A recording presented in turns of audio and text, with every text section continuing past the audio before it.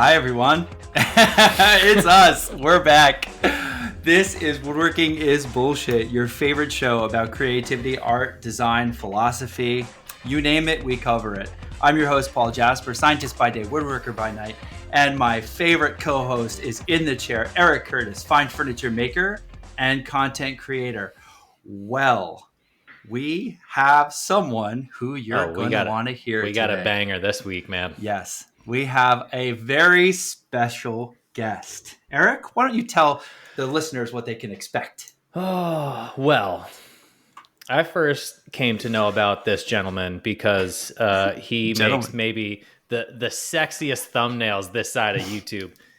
And fun fact, when you Google Australian woodworking, he is the first hit that comes up, which I just found out like 30 seconds ago, and it made me question my career accomplishments. What a flex. But the way that I first started talking to him and realized that he was a stand-up guy was because very recently, many of you DM'd me about how our two projects look damn near identical.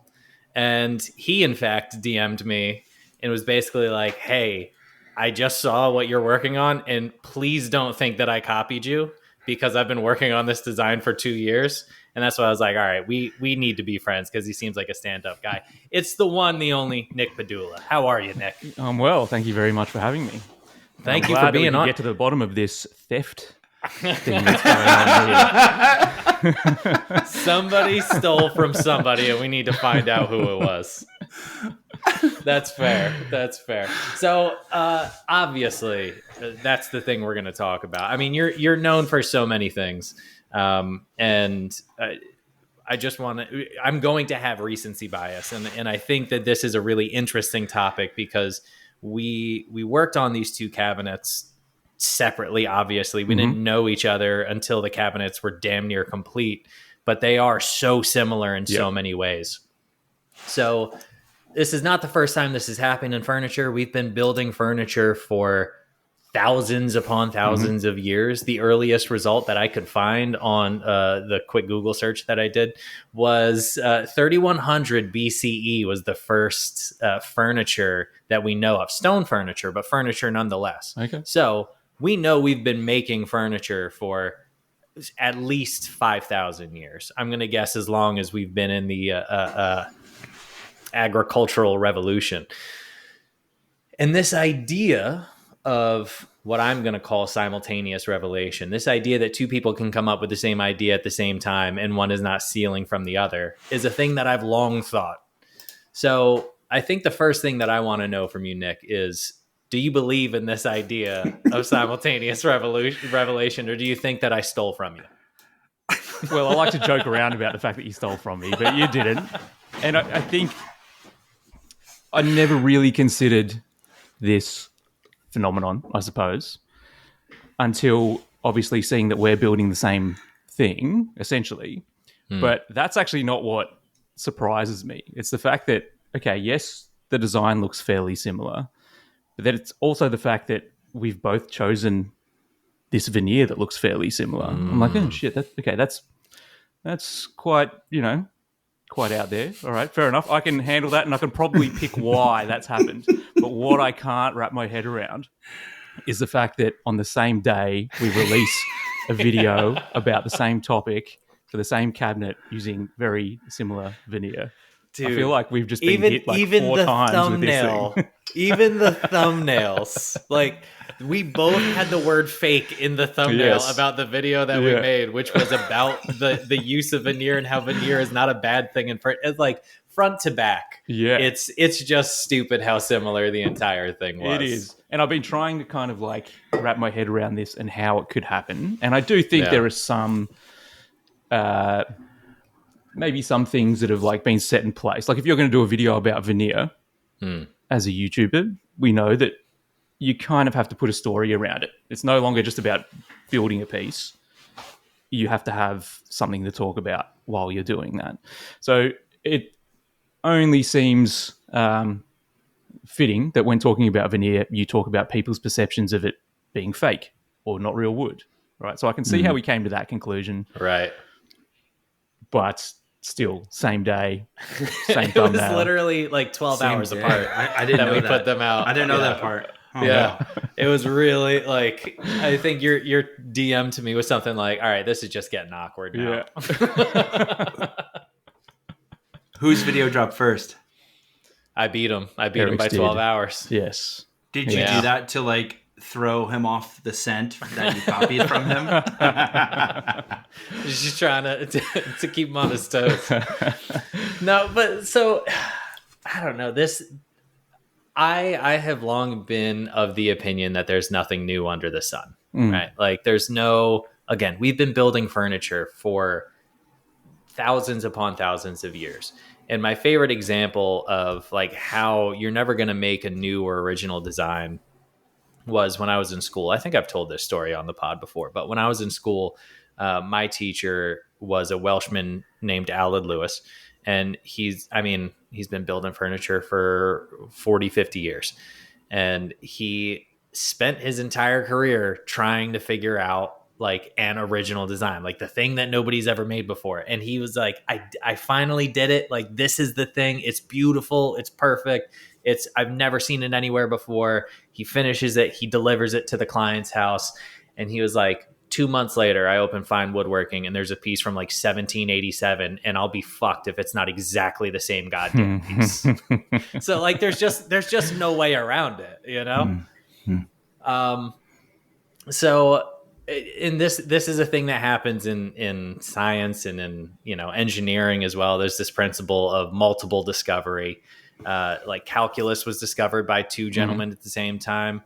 Isaac Newton obviously being one, and then a guy named Gottfried Leibniz was also a German gentleman who discovered calculus basically around the same time.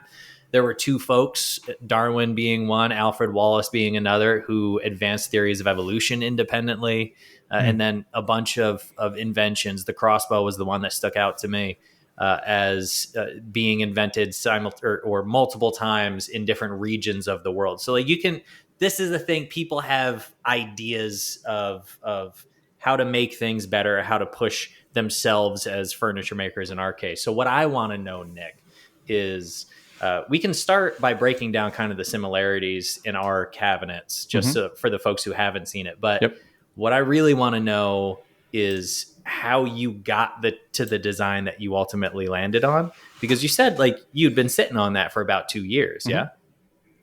So it's a bit of a story to it. I mean, about 2 to 3 years ago, I had a client come to me asking for some drawers. This design was actually a chest of drawers initially. It was actually quite a bit larger, but still had the same shape and the same form and the same look of the doors and everything. So I would have to actually go and look over her brief, whether or not she had like a split door sort of design, or whether or not this was just one of my things that I thought was cool, because whatever I was looking at the time, I thought was great. But basically, she loved the design. It was originally going to be out of walnut and still with the copper leaf. But then, unfortunately, just due to some circumstances, she had to end up pulling out because, whatever happened, which is fine. That's absolutely fine. So I was sitting on this design for a while. And in the meantime, I had built another poplar burl cabinet, probably, 2 years ago or something like that, that had the rounded ends and just straight doors to it, very similar to the one that I recently built. So I actually had a new client come by and saying, I want you to build this. And just the way that I've run my business is I don't build the same thing twice. So whenever I have a client, and this is essentially how every inquiry goes, a client will inquire about a piece that's on my website.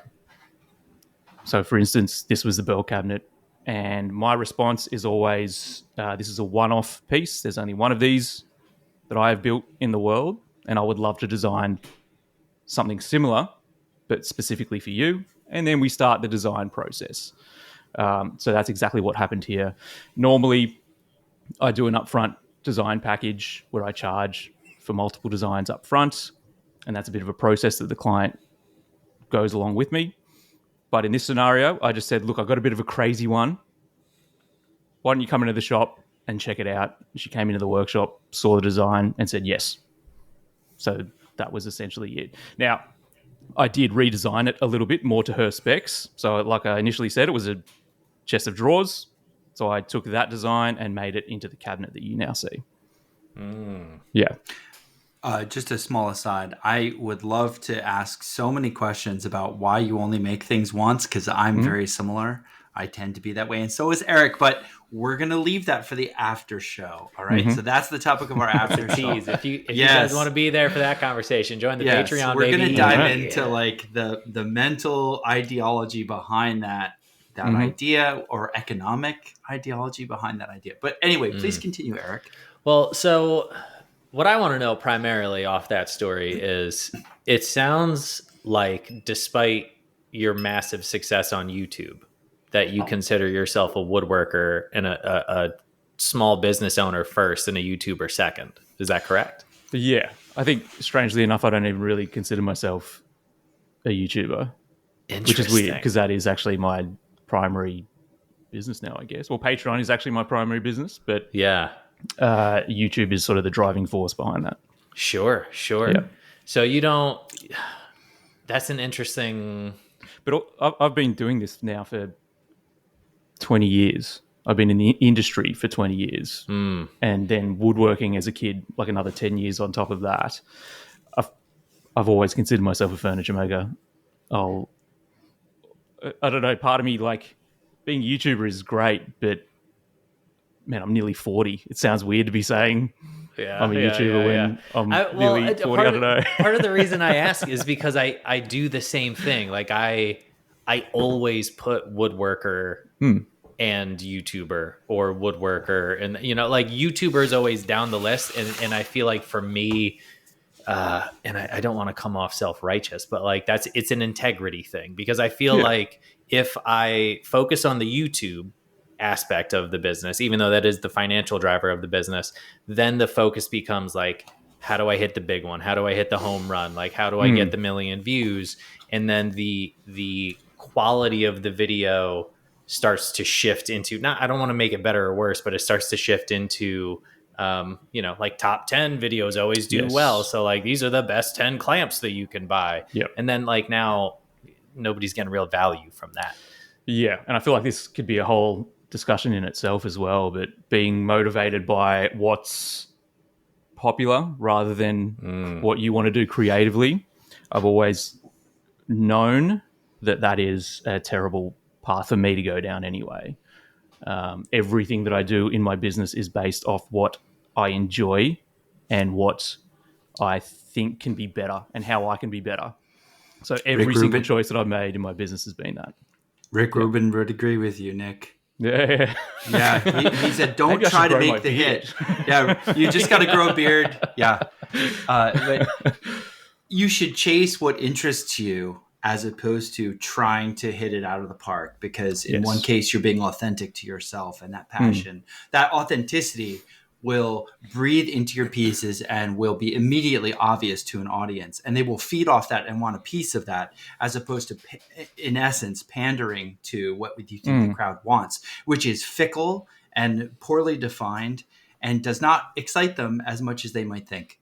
So, no, and I guess it also depends on what the person wants out of their career too. Maybe that's what you want to do, because if you want to do what I do and what we do and follow the thing that we love, that's 10xing everything. Like, it's so much harder to kind of continue to reinvent yourself. But don't you think it's also now we're just patting ourselves on the back. But don't you think it's also more sustainable to do that in the long term? Because like, trends come and go, popularity comes and goes. But at the end of the day, what you have is the ability for a client to look at your body of work and come to you and they say they want to pay you to make this thing that's on your website. And you go, no, hold my beer. I'm going to make this thing instead, and you're going to like it more. And like, that's... Well, I don't quite put it that way, but... Sure. That's not what you say to the client, but in effect, that's what's happening, Yeah. And so that gives you options, and it gives you greater creative freedom. Yes, but it also just makes sense from a business standpoint and the fact that you're now you're spending your time, because it takes a long time to build a piece of furniture. To me, what's the point of now spending the next month building something that I've already built that's not going to progress my business any further? Okay. If I can now take this new design, dedicate myself to this new design, take photos, which is one of the most important things to do as anyone that makes a product. Photos are so fucking good, man. It like, I'm not gonna lie. Sorry, I didn't mean to cut you off, but I do want to just say that as we have been talking about, the cabinets being the same and the videos being the same, obviously your thumbnails are phenomenal. The photos of your work on your website are phenomenal. And then I watched literally the first 90 seconds of the video, and I was like, God damn it, his video is so much better than mine. Well, I appreciate that, but I also feel like your video was way more in depth and way more educational than mine could ever be. Well, that's because it's not good enough to hold people's attention just based on the visuals. I gotta keep bringing them back. Just be like, here's the things I know. All right, I have two questions for both of you now. I've been listening and thinking about your cabinets and simultaneous revelation. So, Nick, I would like to just follow up to your last point. You seem to instinctively know how important a photo was. So please, just and let me tell you the second question, because you can transition right into that.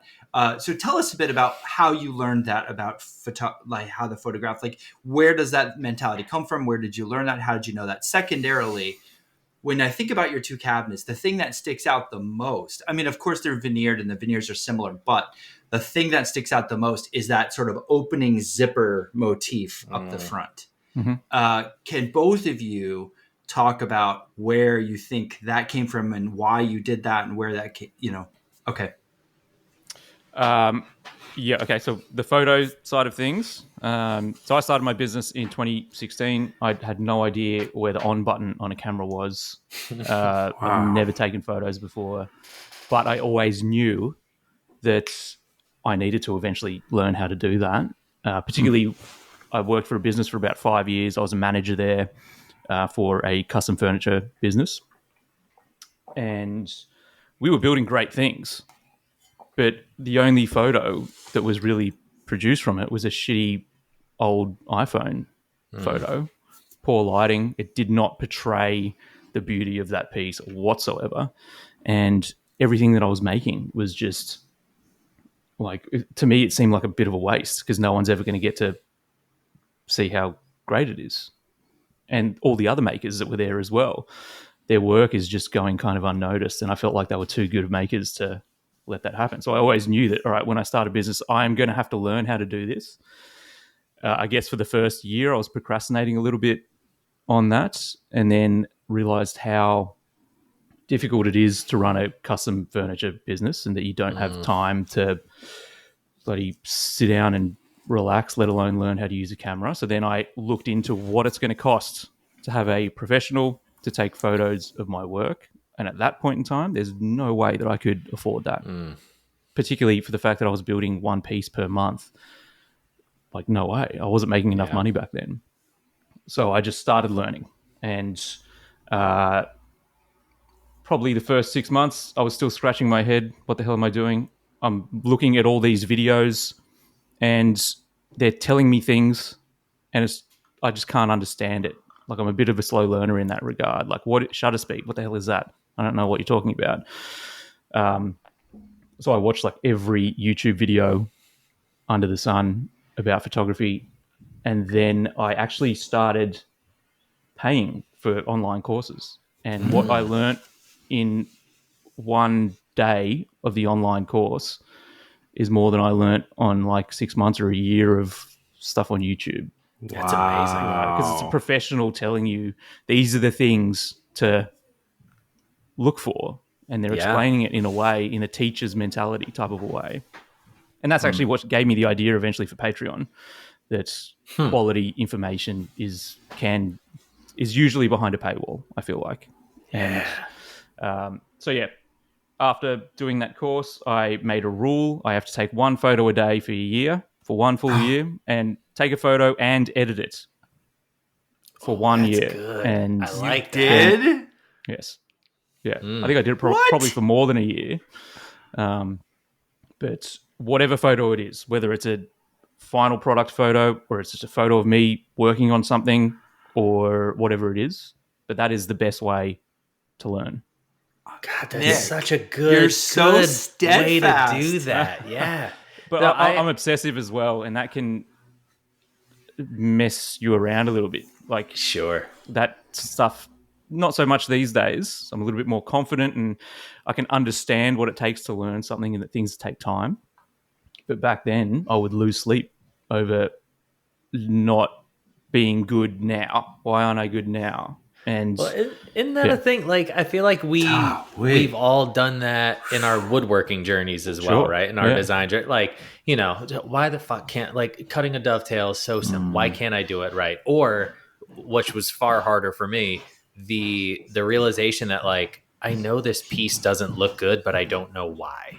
Right? Like, I know it's not well designed, but I can't for the life of me figure out what's going on there. Yeah. And that obsession of like you can really beat yourself up about it. But what I tell students all the time is it's just a numbers game. Like you will make 100 ugly pieces and then the 101st thing will be beautiful. And you'll go, oh shit, I figured it out. And then the 102nd thing will be ugly again. And you'll go, fuck, what did I do? Yes. And because, it's nonlinear growth.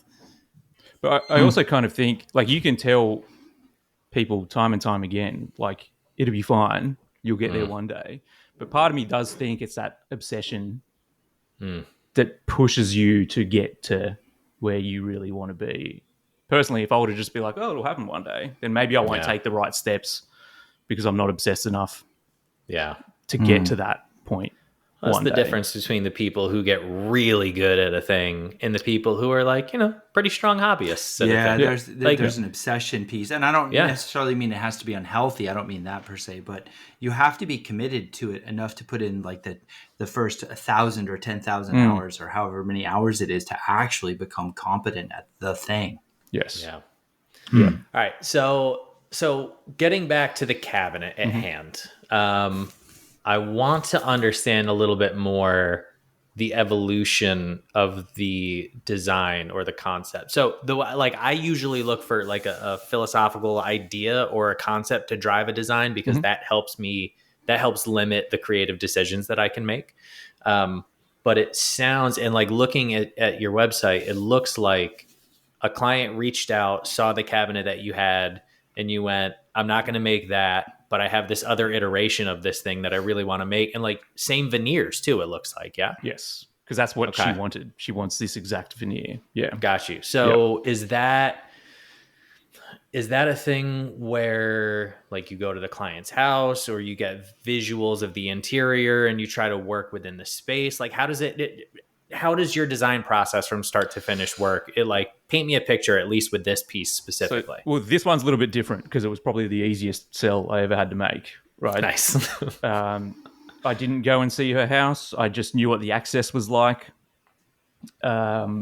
Basically, she just she saw the design, approved it, and then I think I had like an 8-month wait period or something. So this all happened like a year ago now, February of last year, I think, that she signed off on it. And I started building in October or November.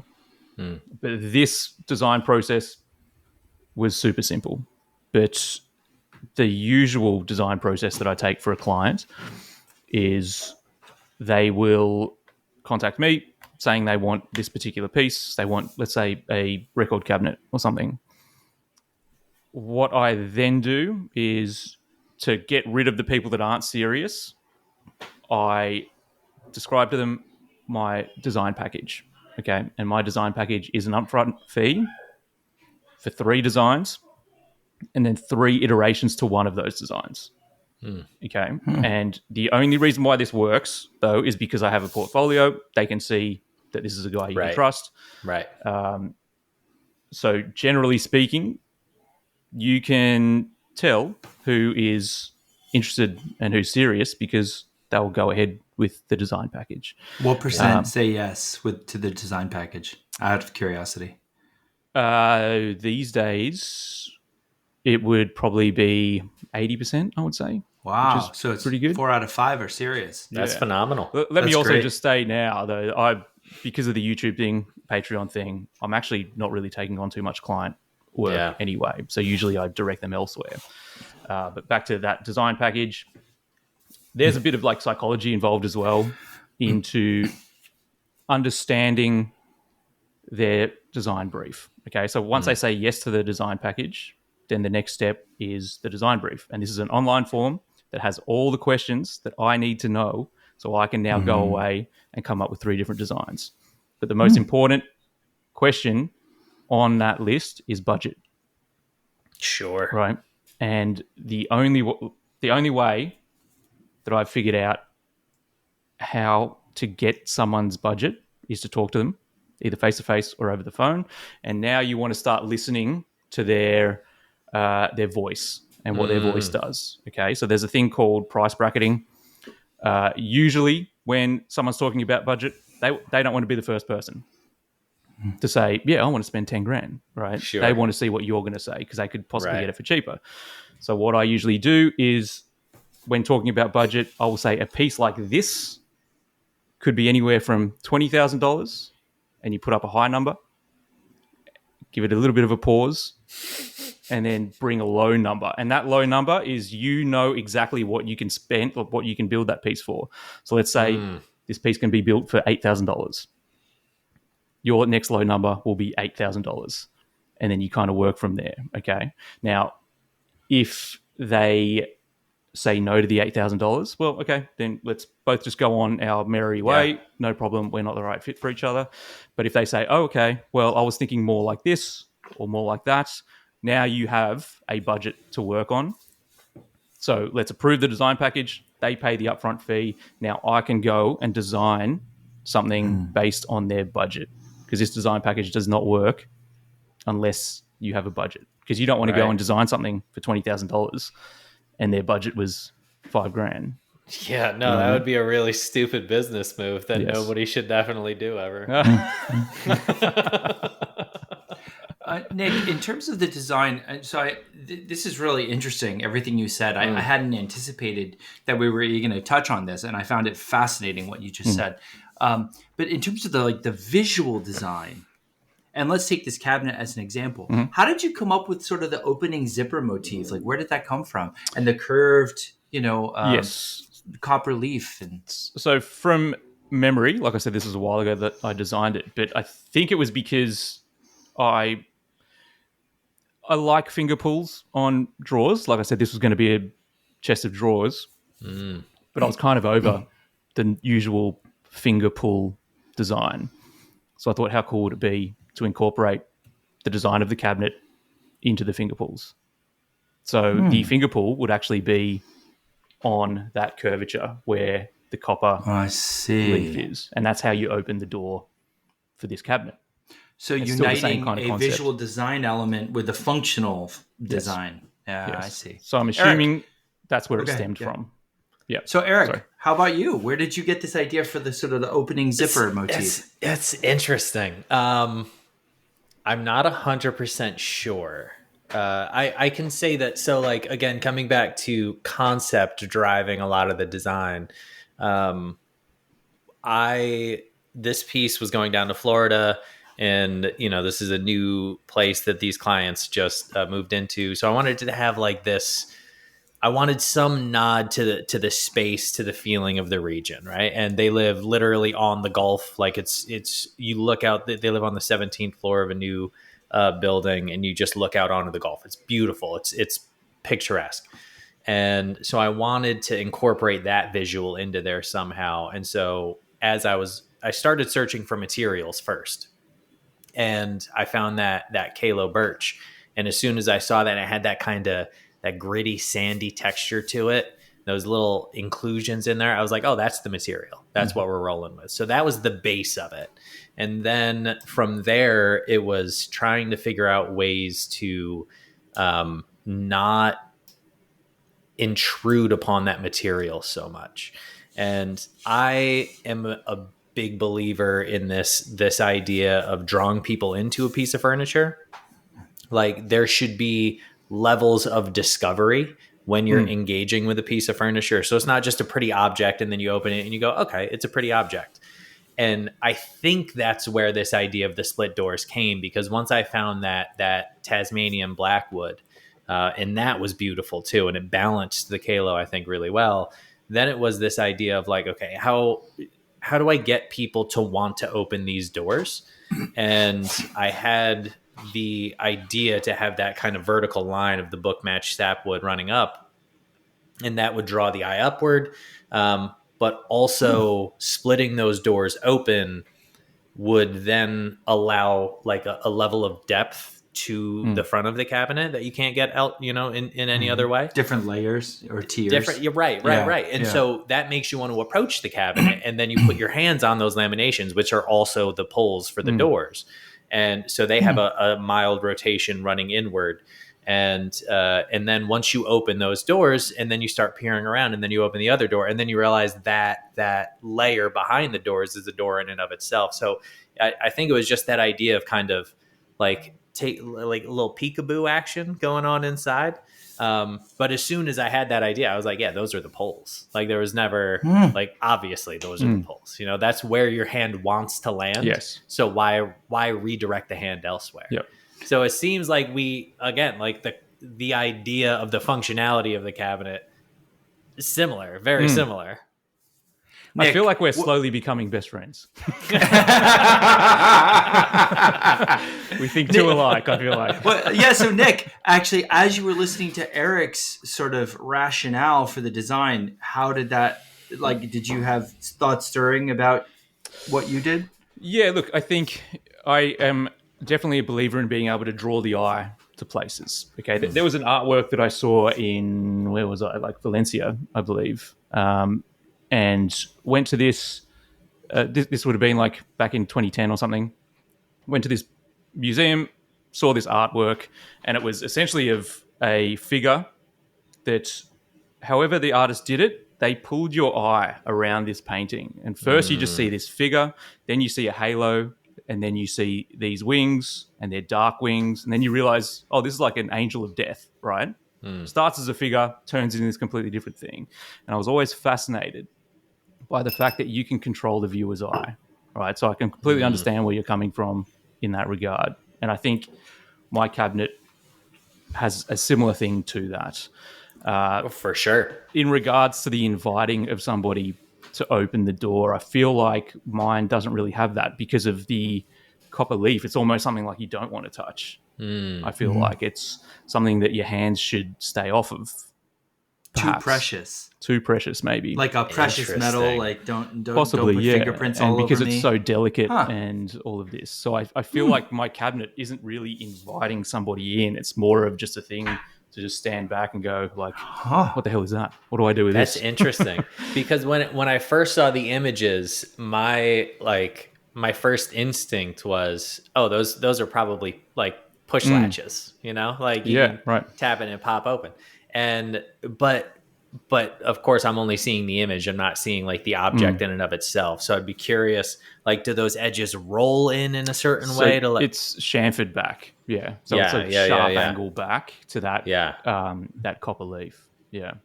But I do have to say, I feel like your center section that also is a door is genius. I actually really like that because it's making use of the space.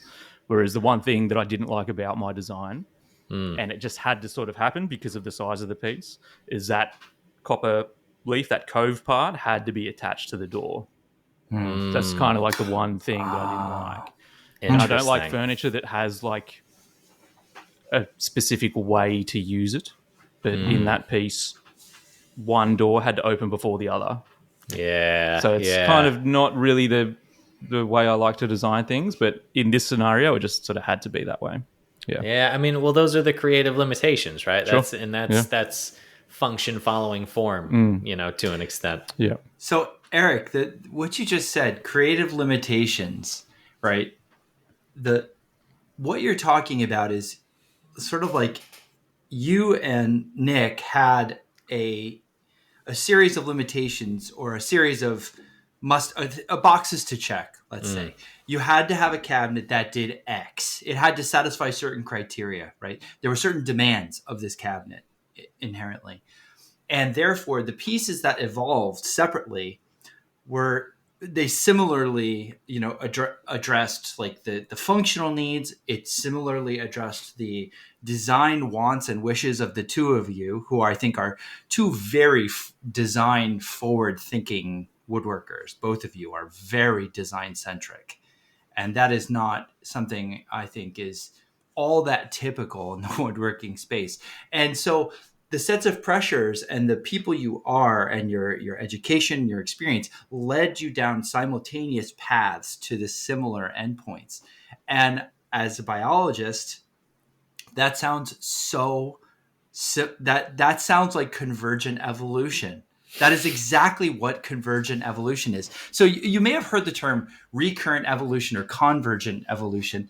And what it really means is two things or two characteristics have evolved separately but simultaneously throughout the animal kingdom or the earth. And there's examples of this that abound. Like, for example, the ability to fly is one of the key convergent evolutions that I think we see. So insects evolved to fly. Birds evolved separately to fly. Birds and insects are not closely related.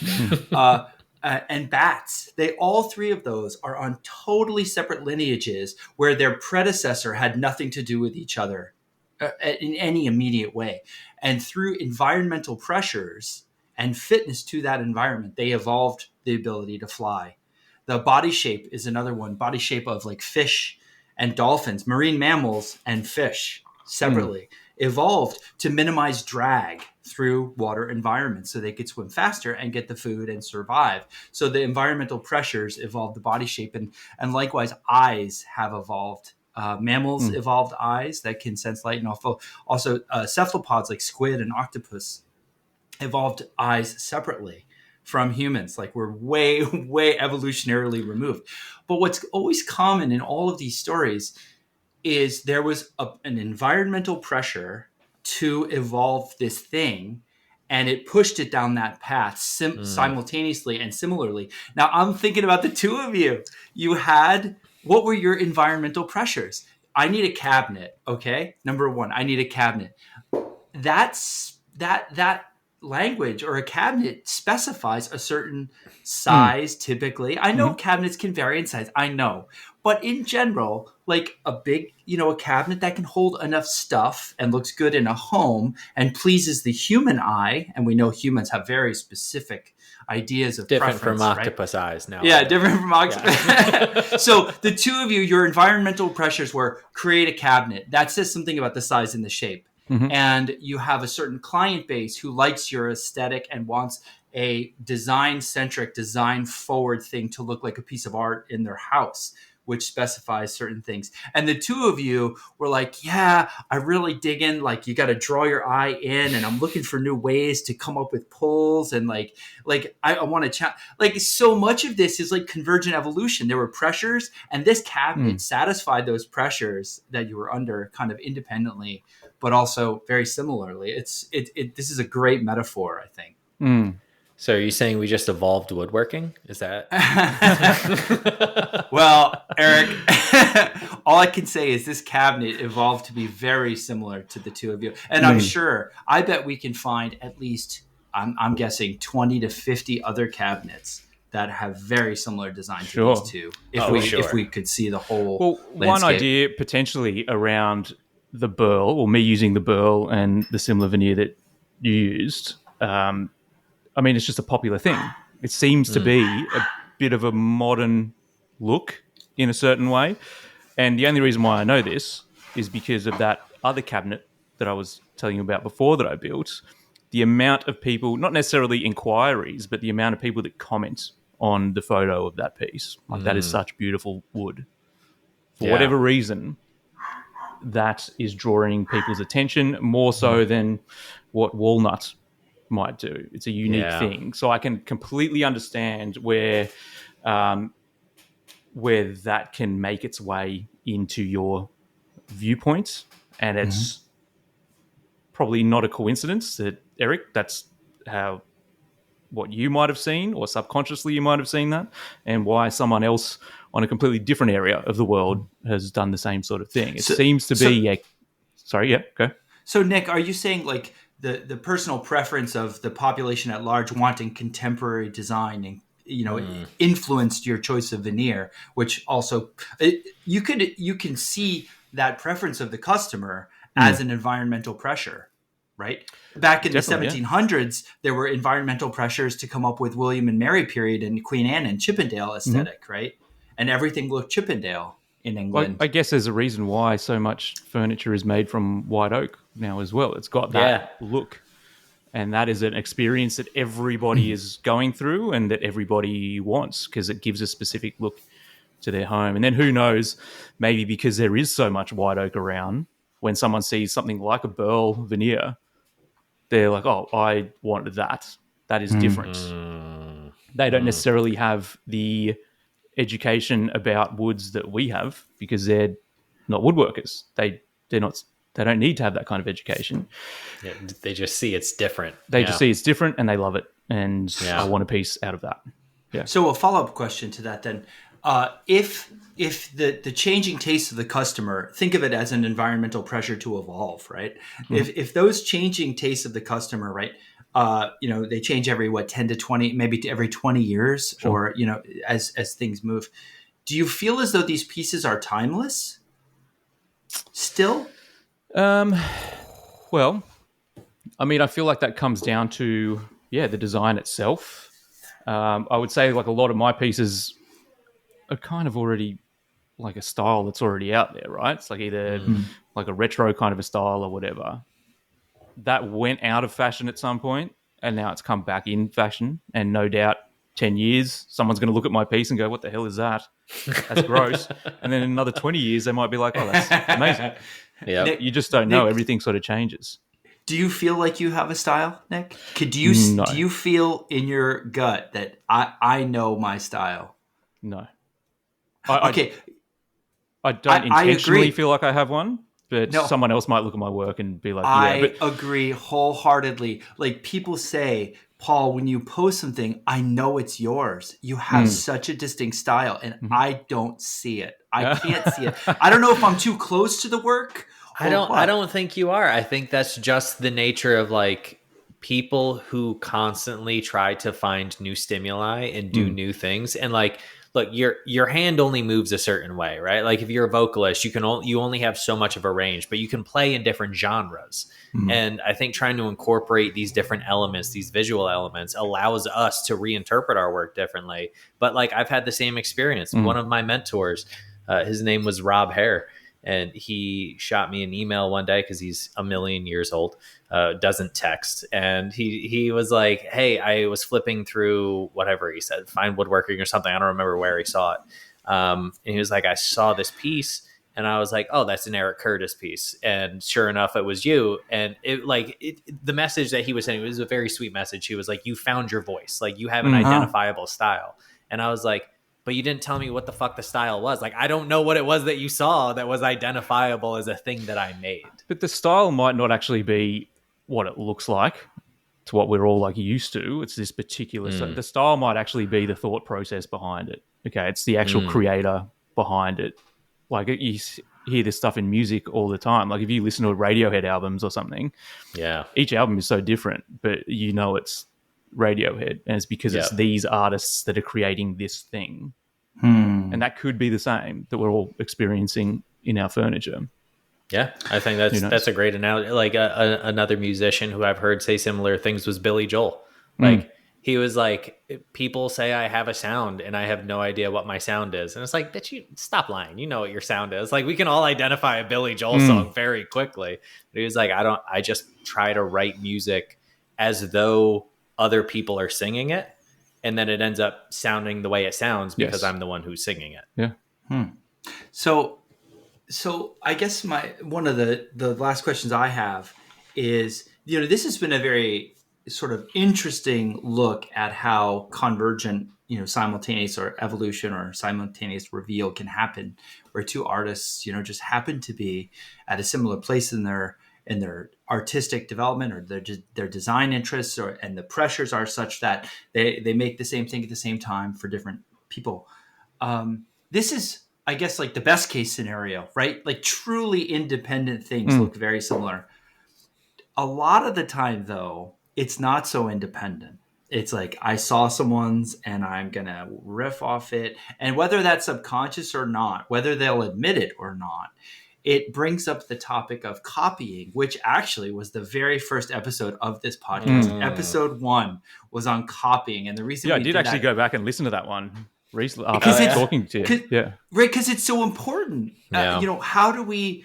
So, Nick, what's your view on, copying? Is copying at least not... Is copying part of the learning an artistic dialect for yourself, and then you move away from that? How do you visualize... How do you cogitate about copying? So I think my view on copying has shifted pretty drastically, specifically since doing YouTube.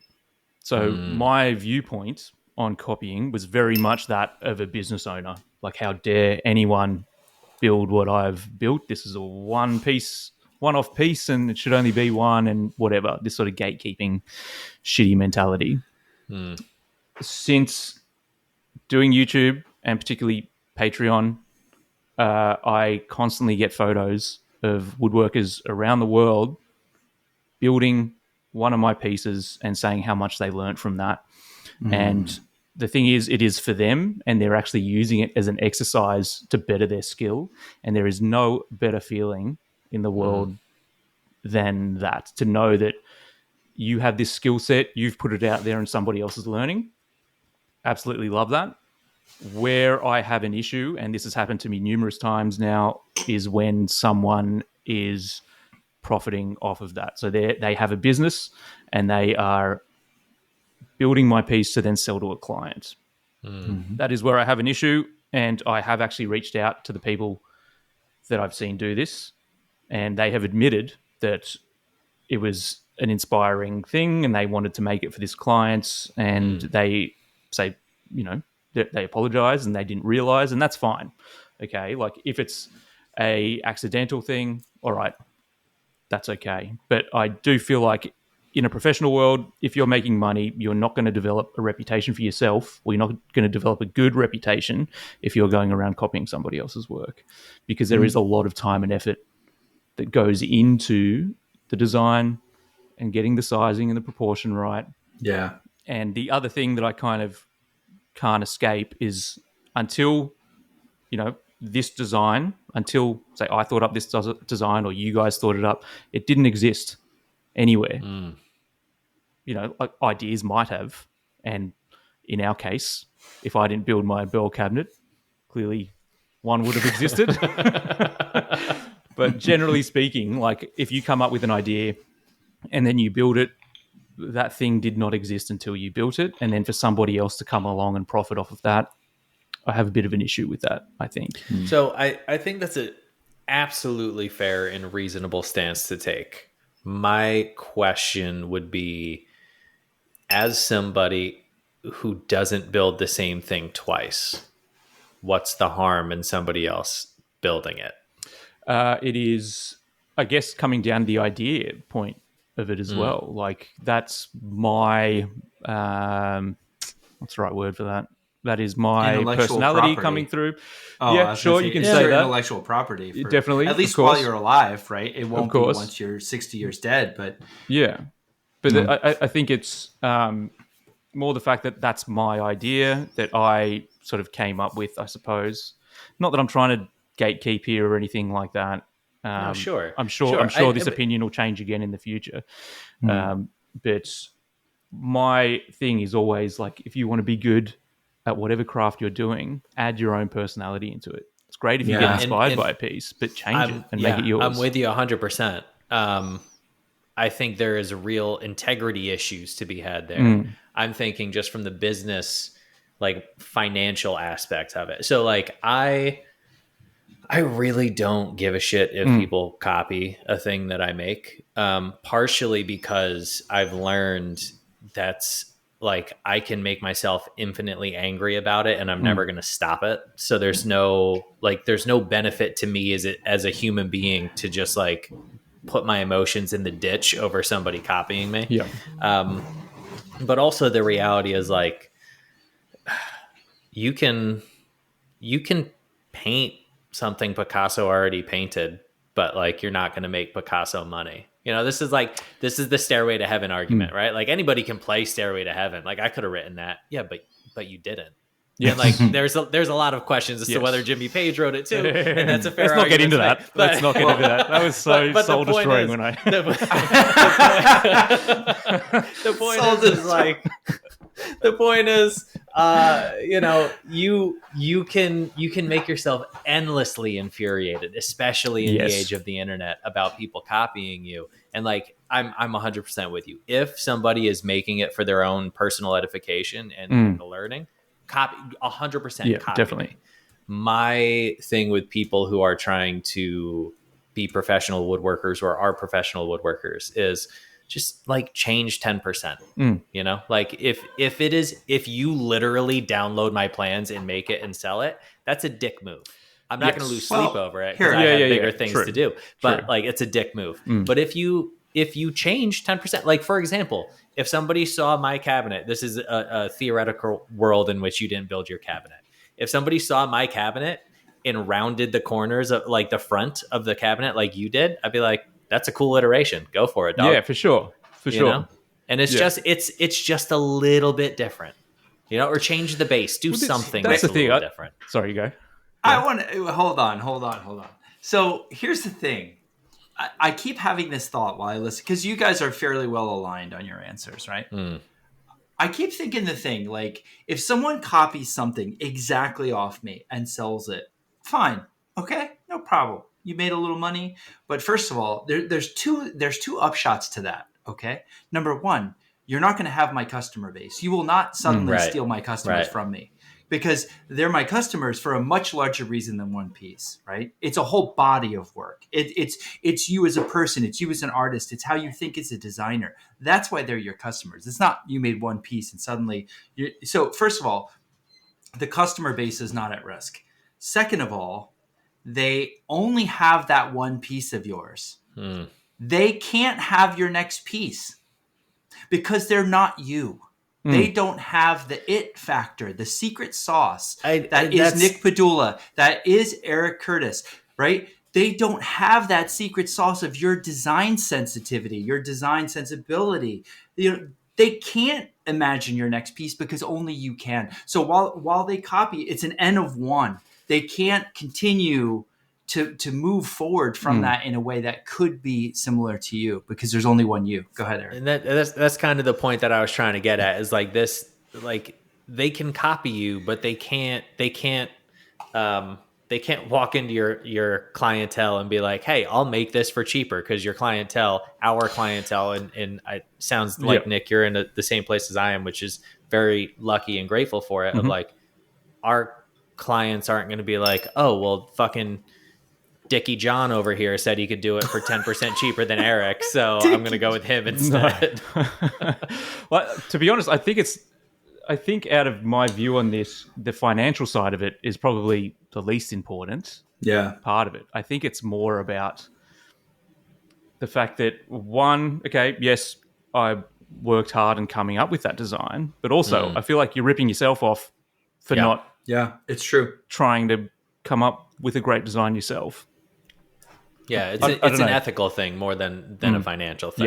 Yes. Yeah. That's sure. And I do the same thing as you guys do. Like anytime someone copies a piece of mine, I say, that is awesome. Great. I hope you learned a lot. And I cannot wait to see what you do with it. Definitely tag me or show me your next version of it. Because, and I have seen people do stuff with my work that I thought was awesome. And I was like, God damn, why didn't I think of that? So that's the fun part of it. It's great. Right? And it's really fun. So on that point, Nick, I want to end this seg with a question, which I think might not have an answer, but I'm going to put you on the hot seat anyway. Where is the line between iterating and copying? It's kind of like the impossible question, though, right? But Way to go, Eric. Yeah. I do think. Look, I have experienced this a little bit before, where particularly with students, kind of like asking permission. They've been inspired by one of my pieces, and they want to use that inspiration to come up with their own, and then they'll send me a photo, and it's exactly the same. Now, in that scenario, I love it. Great, because the students, like, one, being inspired, and two, developing more skills. But I think that word inspire might have a different meaning to some people. For me personally, when I'm inspired by somebody's design, it might be a single aspect of it that then triggers an idea, and then I go off on a tangent. I think for other people, the word inspire just means seeing this piece has inspired me to get into my shop and build it. So, look, whether or not there's an issue with it, I don't really have an issue with that. But what determines copying and what isn't is very difficult thing to answer, because if you're like, Eric, that's Eric, why I asked the question. Eric, it's fun watching Nick squirm, isn't it, Eric? It really is, man. He's trying so students hard. at a time, I fucking better get going back to work. Even with that handsome Aussie accent, he's like squirming in his chair a little bit. Yeah, Well, this is it's an audio difficult, format, right? buddy. Because- That charming smile is not going to get you out of this one. Because it's like, all right, well, if you just change the wood, Yeah, is that copy? Like, it's too Right. difficult to tell. And at the end of the day, I don't really want to be the guy to kind of say what's copying and what isn't. I think what my viewpoint now, and like I said, it has sort of changed, and I'm sure it will continue to change, is if you're bettering yourself, then do it. that's a like good guideline. I like Yeah. that. So, Eric. like, I came up with the 10% rule, which is admit, like, you can't gauge 10% difference in a design concept. Like, there's no way to mathematically do that. But the idea of if you're bettering yourself is a really good rule of thumb. Yeah. It's an interesting one. And the thing, the reason I think it's age, I do think it's age and experience related, is because when you're young, you're so fucking hungry to like make a success out of yourself, have an original idea in the first place. And then when that's taken from you, you're like, motherfucker, what are you doing? Like, you know how hard I worked to come up. And then as you become more confident and established in your business, and you find your own artistic voice, you start to take on a different role as opposed to like a survival role. You're thinking more empathetic. Sure. You're thinking about others. You're thinking about how can I help this community and this craft that I love so much continue to flourish while the world is like so tumultuous out there.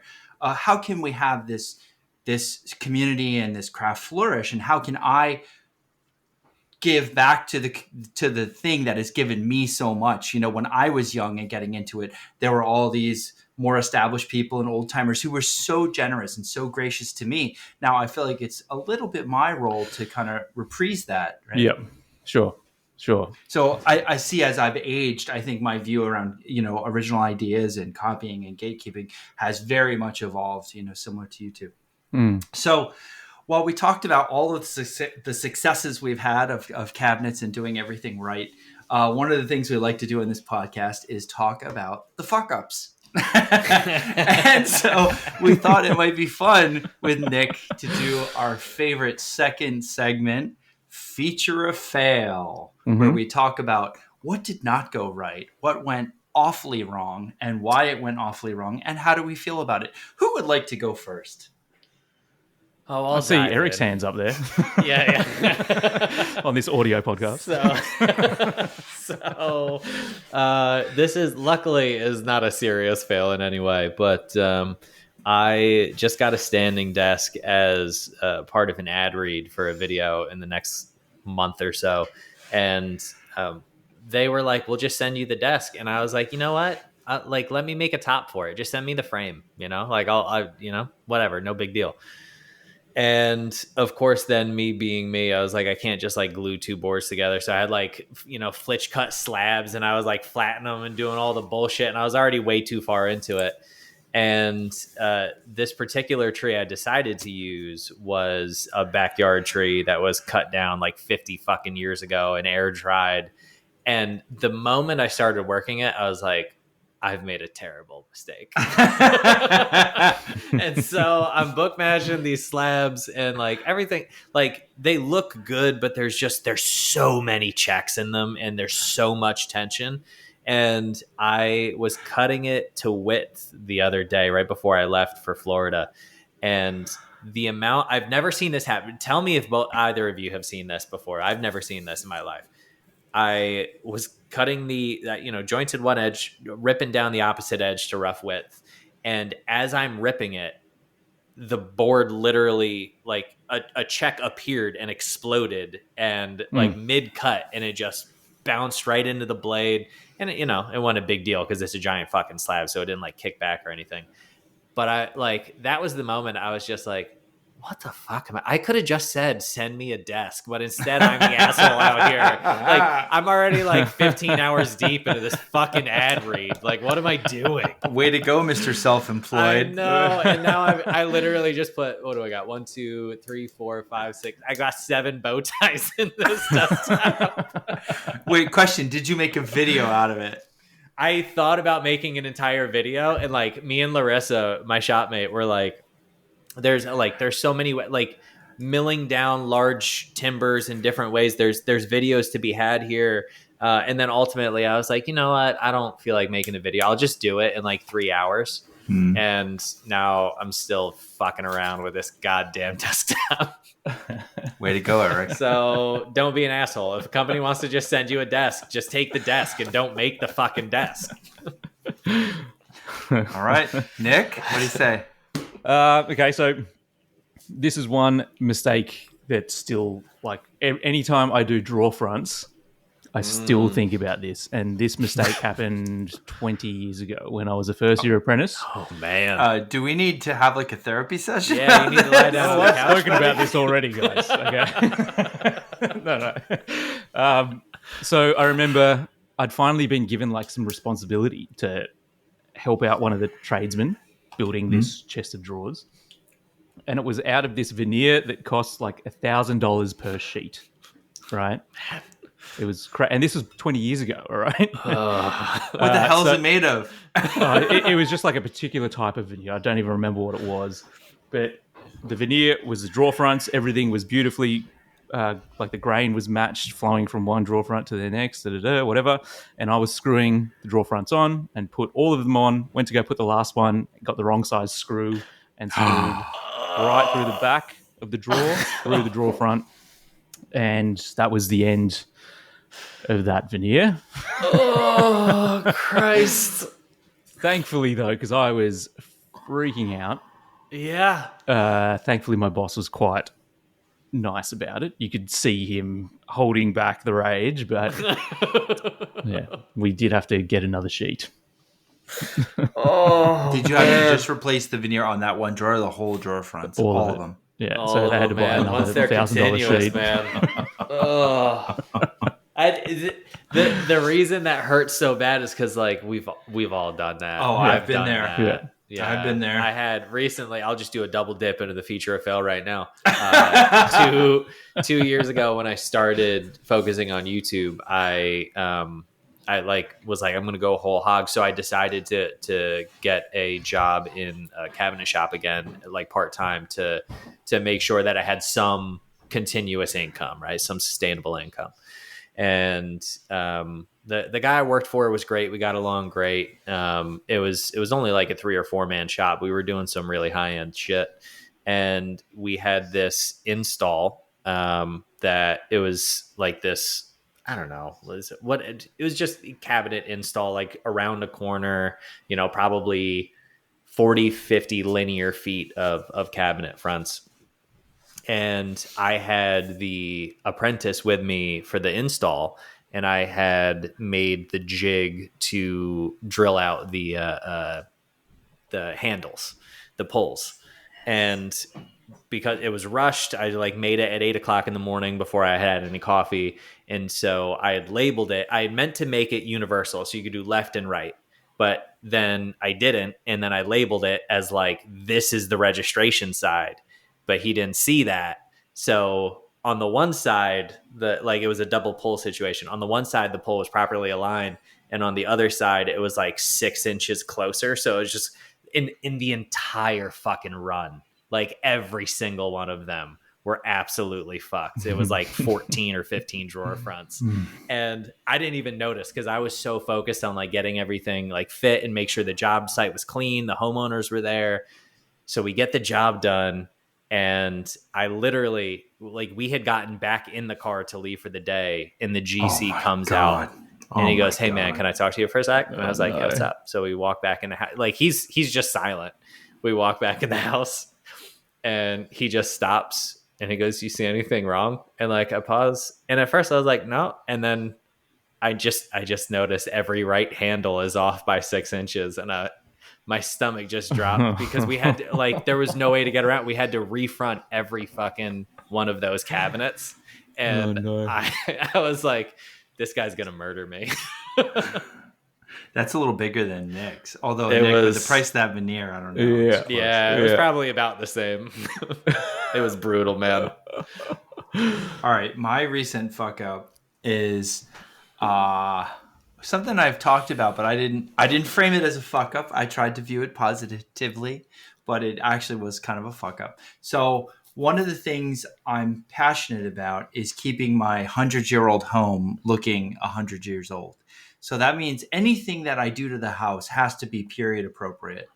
So it just happens that the whole house is clad in southern yellow longleaf pine. And that's a wood that was harvested to near extinction around the early 1900s in America. You cannot buy it anymore. It is not available for purchase, especially with the growth rings where it's like 100 per few inches. You know, like these were virgin forests, like slow growth, 200-year-old trees, and they quarter saw all of it. So it's straight lines through all of it, right? So the only way to get this stuff is reclaimed. So my wife and I want to panel our dining room in this beautiful beadboard that will match the house. So I've been stockpiling away old flooring from it's ripped out of antique homes quite often as homeowners get some crazy idea that they want vinyl instead of the most amazing wood ever known to man as their floor. So I've been carefully, I collect it, I stash it away. And so I had this big thing of flooring. This beautiful, like these trees were probably growing in the 1700s, like beautiful virgin growth pine you'll never get anymore. It's so gorgeous. I have all this flooring. So I'm like, I'm going to make the beadboard myself. And I've done that before. Eric can attest. He helped me with some of the beadboard I made for my kitchen, but which was painted. So this time I take the old flooring, I take out the old square cut nails, right? Really old stuff. And I rip it in half. So I get 2 slats from each piece of flooring, and I do 180 individual beadboard slats. And to making the beads and the tongues in the groove takes 5 router operations. No problem. I love my house. I love my family. I'm happy to do it. So I do 180 slats. No problem. Everything looks great.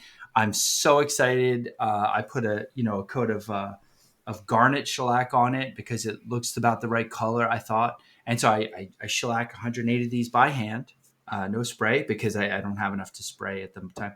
And I come in last weekend. Yeah, last weekend. I come into all proud as a peacock, and I have a bunch of slats under my arm, and I can't wait to show my wife.